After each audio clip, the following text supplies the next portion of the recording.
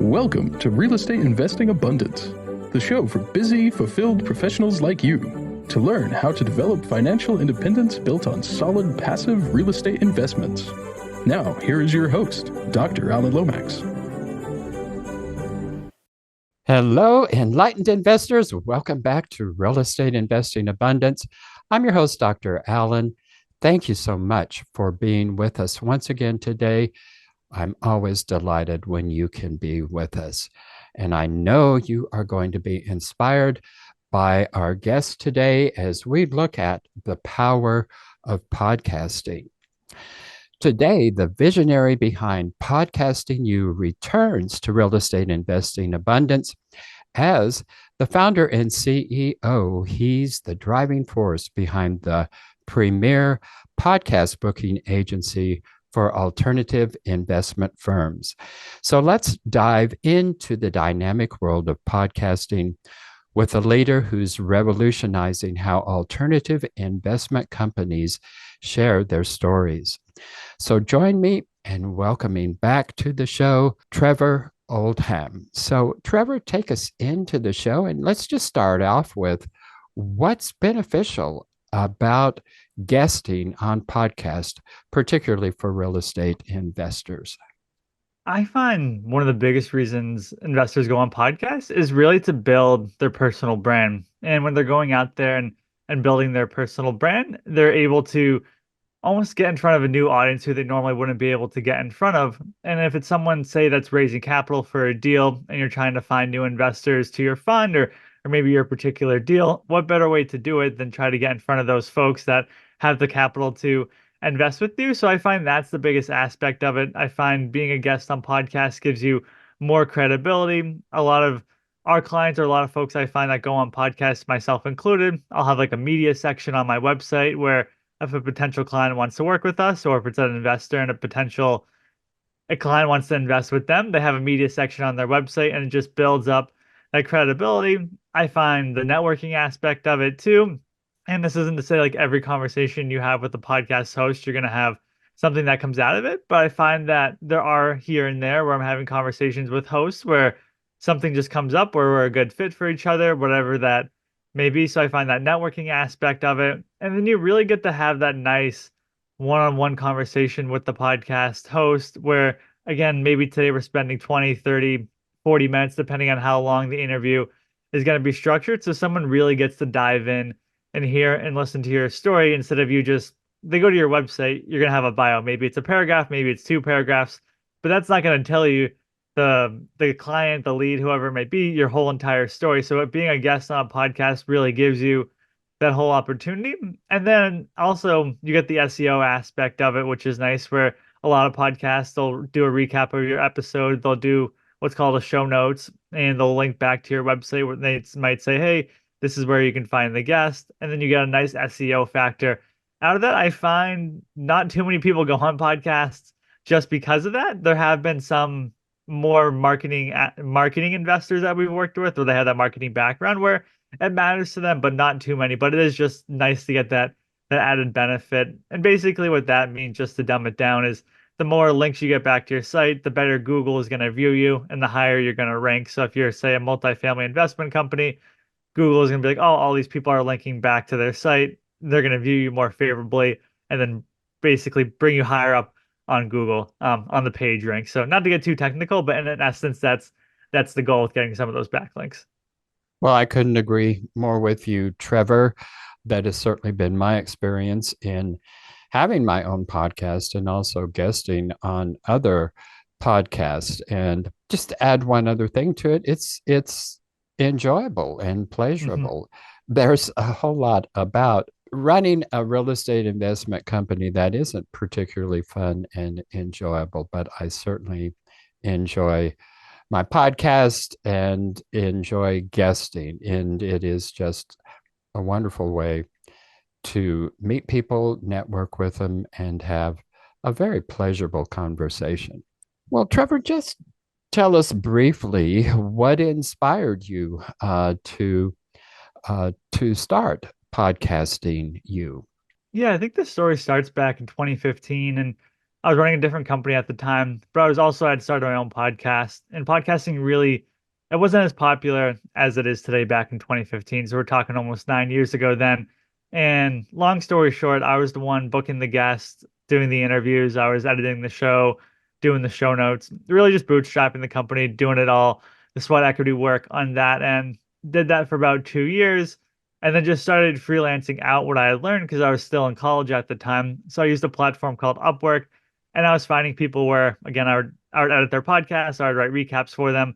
And I kept coming across folks that wanted to get booked on podcasts. And I had never done that before. I just had booked guests for my own show, but I thought, how hard could it be to book other people on podcasts? I'm booking guests for my own show. And I had some really good quality guests. And I just started working with different people. And it wasn't just alternative investment companies. So it would be like, I did work with like a turnkey company. They were one of my early clients that I have, but then it might be a health coach, it might be an entrepreneur. I found in the early days it was more or less taking on any client that I could, just trying to bring in as much revenue as I could. And after about 3 to 4 years of doing that, I found it was difficult because we're working in so many different niches. And every time a new client comes to us, they might be in a niche that we haven't worked in.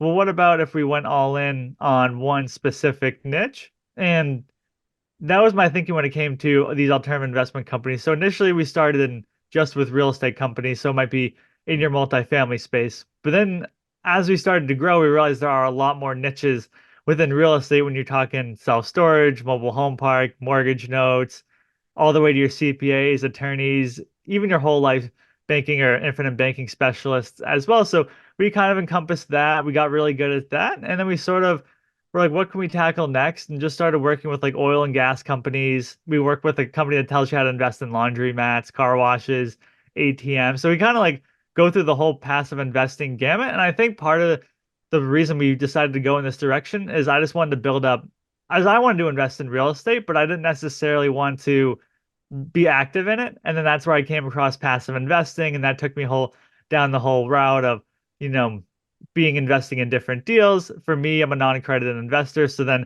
I have to talk to a lot of different sponsors to get access to their deals. And I was like, these are the people that I really want to be working with. Let me just go all in. I know the lingo. I talk to investors all day long. You know, we might have a call with an entrepreneur and he's selling hot sauce. I just don't know that industry. It's just not a fit, but I'm reviewing deals because I'm investing in these deals. I can understand the client's business. So it just made a lot of sense for me to go in this direction and then to work with these alternative investment companies. And I feel like I'm still always learning. Like I don't know as much in the oil and gas space, but now we have a bunch of clients coming. So now it's like I gotta go and learn how the whole space works. And I know you can make a ton of money in that space. You can also lose a lot of money. So it's a highly volatile asset class, but hey, it's alternative investment. It's not someone that's going to be putting money in the stock market. They're going to be putting money in these companies. So yeah, that's sort of how it encompassed and how it grew from like this small little concept to really where we are today. Well, fascinating journey.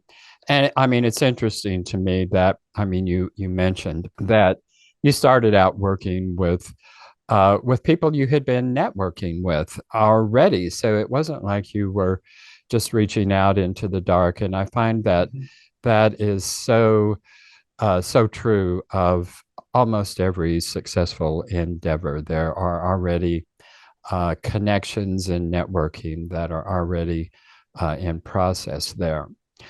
Well, how do you ensure your real estate leads will never dry up?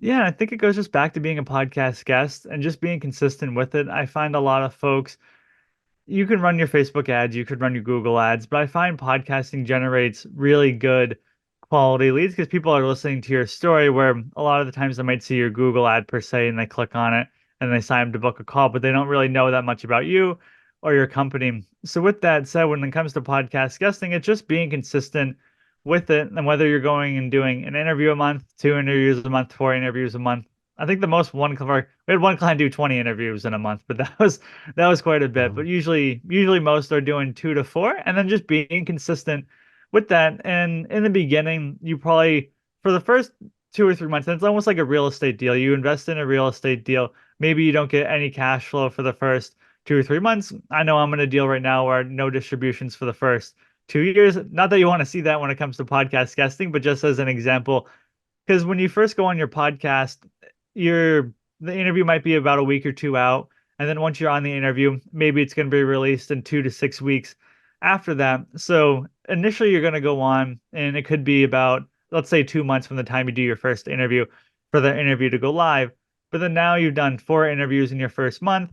Then now they're going to be going live, 2 months from now. And then the following month you do more interviews. And then all of a sudden, every single month you have these interviews coming out and they're constantly, consistently generating leads. So it's almost like you have to put in that upfront work and understand that it's probably going to take at least 2 to 3 months to see any return. But then once you do, it's really going to snowball from there. And again, it's similar to investing in real estate where, the first couple of months you may not see much from it, or maybe the first 6 months, but then over time, as you gradually build it, then you start to see maybe your cash flow increases. Maybe it's a value add deal where you're turning over the unit, and then you bump up rent, however that may be. Similar to guesting, you're able to bump up your leads coming in just by being consistent. And I find when podcast guesting doesn't work, it's just those folks that expect to do 2 interviews, 4 interviews, 10 interviews, and then just be done with it. You just want to be consistent with it, where at a minimum, probably about 2 interviews a month. The individual that did 20, I think he had some event coming up, so he just wanted to go out and go on as many podcasts as he could to promote his event. But yeah, just being consistent with it, and it's really going to snowball over time. Where I know, like right now, some weeks I have 5 interviews that come out in a week. So I'm generating a ton of leads from that. Not that that happens every week, but usually at least once a week right now I have an interview coming out, and then I can take that interview, I can splice it up, send it out to my audience through like social media clips and different things like that. So there's a lot of things that you can do to make sure you're consistently getting leads for your business from podcasting. Well, in particular, how do we create value for our investor clients by being on podcasts? Yeah, I would say just by sharing your expertise, and it's that fine line of sharing what you do and how you can help, and then also being almost like a salesman or an infomercial, where the podcast host doesn't want someone coming on being like, "This is my next deal. This is the best deal ever." So it's almost walking that fine line. I find that people like to have stories be told to them. So maybe you tell a story about a deal that you have coming up, and what you like about it and how you found it, and what you're going to be doing and different things like that, without being, again, over the top, being salesy, being pushy, because I don't think anyone really likes that. I know me being like an LP, when I'm on a phone call with someone, if they say, "Hey, this deal is going to fill up really quick, you got to get in right now," I almost feel like pressured to get into the deal. And that's not what someone wants to hear when they're on a podcast. So I think it's just being personable, sharing your stories, and then sharing your expertise. So if you're a multifamily investor, maybe you're talking about what you think is going to happen in the market in the next 6 to 12 months. Obviously, in the last 12 months, it's been a rocky ride for some of the different operators and sponsors out there, just given the interest rate environment and different things that really no one could have predicted a year or two ago. So maybe it's sharing your expertise on that, but it's really just trying to provide value to the audience and being almost like a servant first. I find that's really what works well, and people resonate with that more than your accolades and you being showy off on your interviews. Yeah, good advice. Well, we are talking with Trevor Oldham, and he is the founder and CEO of Podcasting U. You can find Trevor at podcastingu.com and /real estate investor. So, Trevor, one of the issues that has challenged me is actually tracking the KPIs when I am guesting on a podcast. And like you say, I have the interview, and then it's going to be probably 6 to 8 weeks or even more sometimes before the podcast comes out. And many podcasters are very good about notifying me when they come out, but some are not. And so how do I keep track of all that? Yeah, that's a good question. I think that's something that I've always looked into. And I always find it interesting because it's like we've spent, say, 30 minutes together, and the host did all the work. I showed up. It would be nice to know when the interview goes live at the end of the day. So what I typically do is I'll use a tool, either Listen Notes is one tool. You can use Raphonic. These are just basically like software tools that you can search for podcasts, or you can even use iTunes at the end of the day. And about once a month, I just make a note in my calendar and I'll just search for my name and I'll usually just put like quotation marks on it. So that way, because like it could show up, someone has the first name Trevor, someone has the last name Oldham, and it'll show up and it's not going to be me. So you just have to make sure you put those quotation marks when you're searching for yourself. And I just make a note of it about once a month. I just put it in my calendar. Hey, April 1st or May 1st, June 1st, whatever the date may be, let me just go search for my name.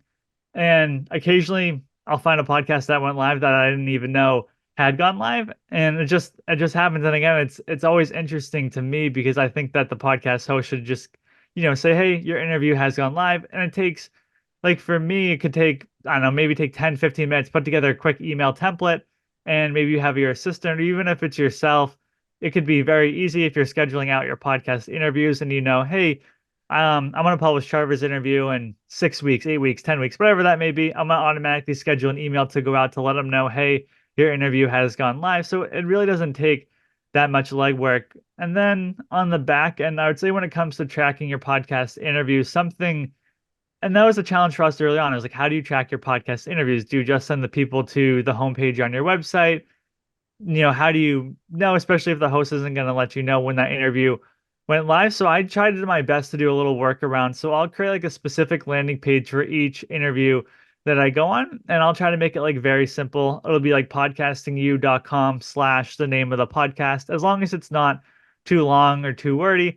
So as an example, like on today's episode, I would do like podcastingyou.com/ real estate investing abundance, or maybe I might do REI abundance. That might be a little easier for the audience just to remember to type in, just something simple like that. And I use a very similar landing page where I say, hey, thank you, REI abundance listeners. If you heard my interview, that means you enjoyed what I had to say. Just something very duplicatable.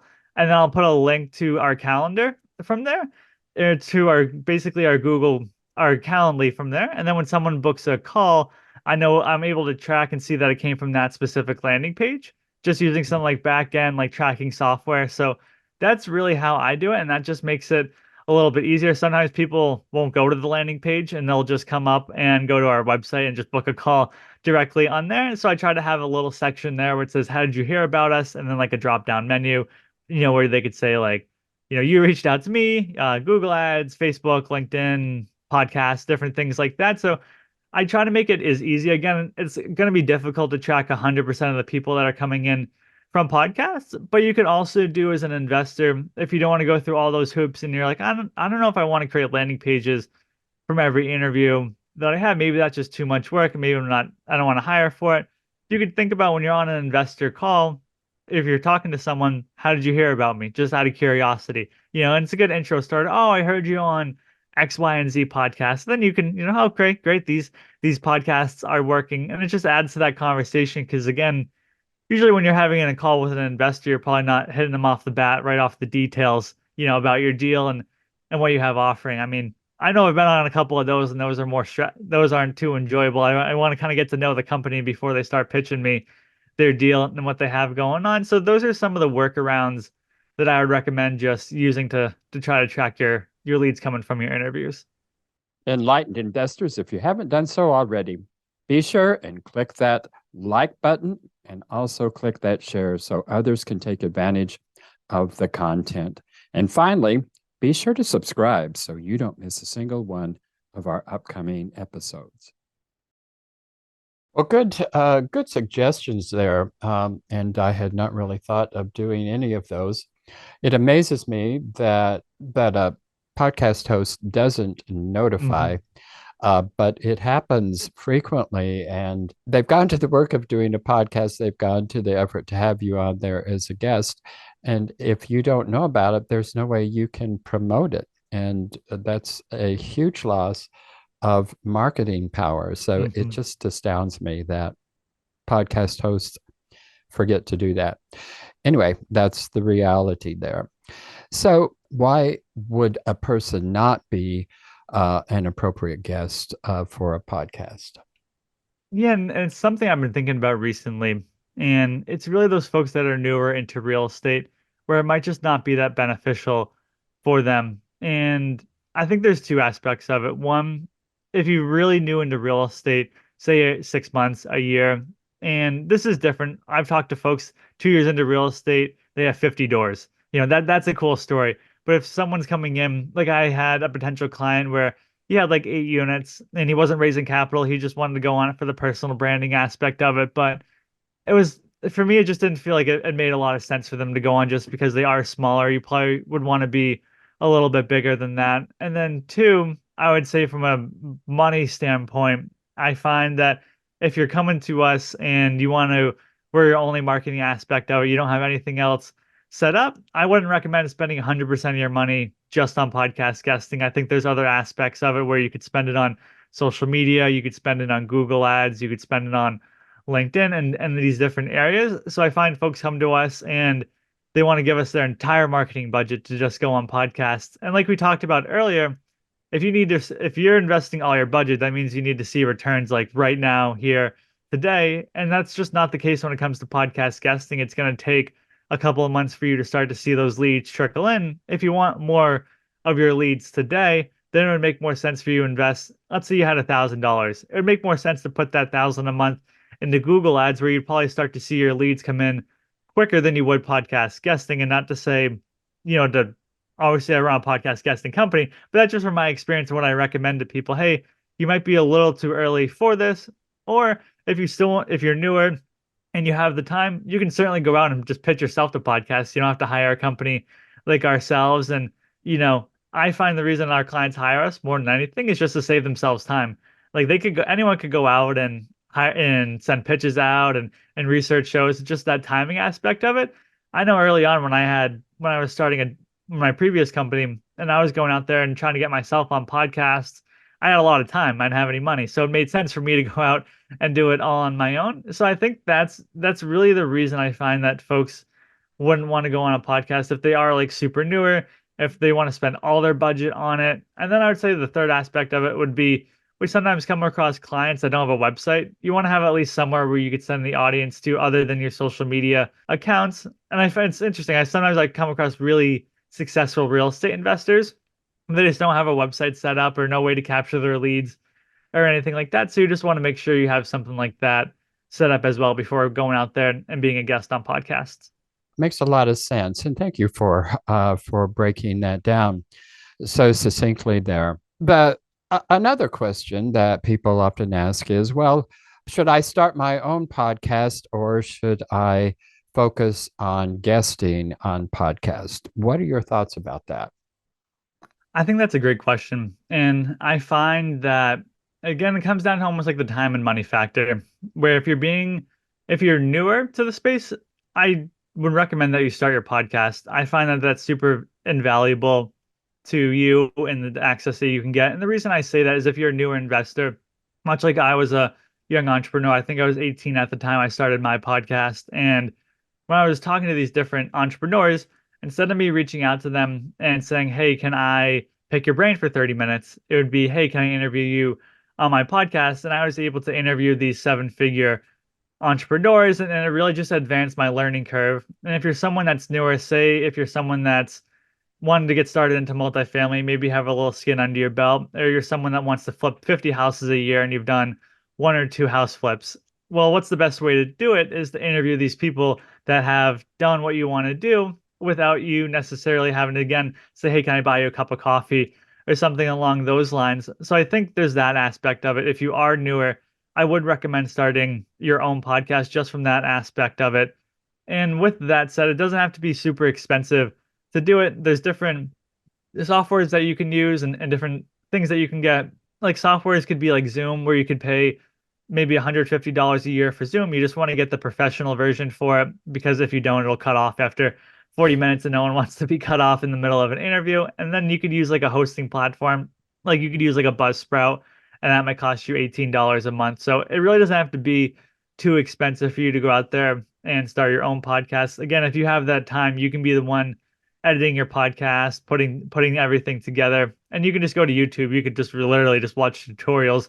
And that's how I learned. It was just watching people do it and just taking the time to practice it. And then I would say the other aspect of it is, if you are successful, how can you build a better resonate with your audience than a podcast? So then it also makes sense if you are someone that is more successful and you want to just continue to build your brand, well, then you can have your podcast, and then you could potentially have a team that takes your interviews. They could create social media clips from it, and your audience is just going to really resonate with you more. And I find that a lot of the folks that are successful, that are more successful and they have more of the money, there's a lot of things that you can do with your podcast in an hour or 30-minute interview. Maybe you have guests, maybe you do a solo interview, and you can put it out there on YouTube. If you can build a really good YouTube channel, you can have really good quality studio and just different things like that. So I find that it makes sense for both people to have, whether you're newer or whether you're more experienced, to have a podcast. It really just comes down to being consistent with it. And then we talked about that when it comes to podcast guesting, but being a host, you don't want to have produce one episode today and then your next episode goes out 3 weeks and then maybe it's a week and then 2 weeks. You just want to be consistent on a schedule, whether you're doing one interview a week and you're just doing that every Monday that's going to be released. You just want to be consistent with that. And I find that's the number one reason podcasts don't fail. And I think it's like 90% of podcasts don't get past like 10 episodes or something. And I think it's just because people don't realize that you have to be consistent with it. Or another advice I would give is when you're starting a podcast, have what's called a backfill. So you have pre-recorded episodes ready to go out, where, like, for me, if I was doing a podcast, I would record like 10, 15 interviews and then release one at a time. Maybe the first time I release 5 just to get the party started and get that podcast out. And then that way I know, okay, I have 10 weeks of backfill. So that means if something happened to me, I wouldn't have to record an interview for 10 weeks. I already have all this content. So just being strategic about it and not just jumping into it per se. So I find that's the reason that someone would want to start a podcast. I mean, I really enjoyed both aspects of it, both being a host, both being a guest. There's not one I would pick over the other. They're just really both enjoyable aspects of it. And this isn't to say maybe you like being a host better than you like being a guest, or vice versa. You kind of just got to go out there and figure out what works best for you.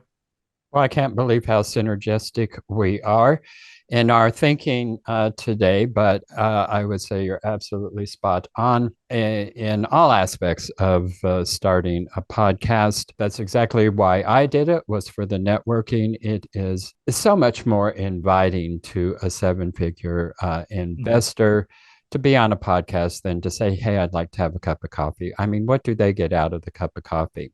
It takes their time to come to the coffee shop. And then, of course, if they live in LA and you live in Charlotte, North Carolina, there's no way you're going to connect over coffee. But I have not had any guest on my show, and I've had some really high power guests on my show who were not appreciative of the opportunity to have an interview on the podcast, where there's no way I could have ever had a cup of coffee with these high flying individuals. But I will mention one thing you didn't. It is extraordinarily intimidating starting your own podcast. It scared the heck out of me. And the first episodes were just terrible. But I think we all need to remember that perfection is really the enemy of success. And yeah, your first episodes are not going to be the most wonderful episodes in the world, but they're probably not going to be with your high flying investors anyway. And so it gives you an opportunity to work on that. And you did mention starting out with having a backlog of episodes, and I certainly did that for the purpose of being consistent. I was out 60 days before I released my first episode, but it was extraordinarily stressful starting out. And it remained stressful for really the first year until I started really getting comfortable with that. But anybody can do it. You just have to be determined and, like you said, stay consistent. Well, last question here, Trevor. By the way, we are talking with Trevor Oldham with Podcasting You, and you can find Trevor at podcastingyou.com/real estate investor.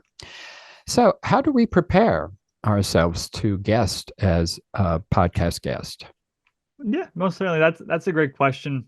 I just wanted to touch briefly on what we were talking about previously, being uncomfortable behind the mic. And I found that for me, that was something that was really uncomfortable for me. And I found that I wasn't used to having one-on-one conversations or doing speaking. And I found for me, and I'm assuming there's a group for probably close to pretty much anyone, but I joined like Toastmasters, and that was very beneficial. So that's like a public speaking group, and I found that was very beneficial for me just to get more comfortable talking to different people. And I found that early on, it was just harder to have conversations on the podcast. I would be like, what am I going to talk about next? And I found that joining that group was very beneficial. And I know there's so many chapters all across the United States. So I would recommend anyone, if they're hesitant or uncomfortable, joining one of those groups. But back to your question about preparing yourself for the podcast interview, I think there's a couple of different parts there. I'd say one, checking out the podcast, maybe listening to an episode or two before you go on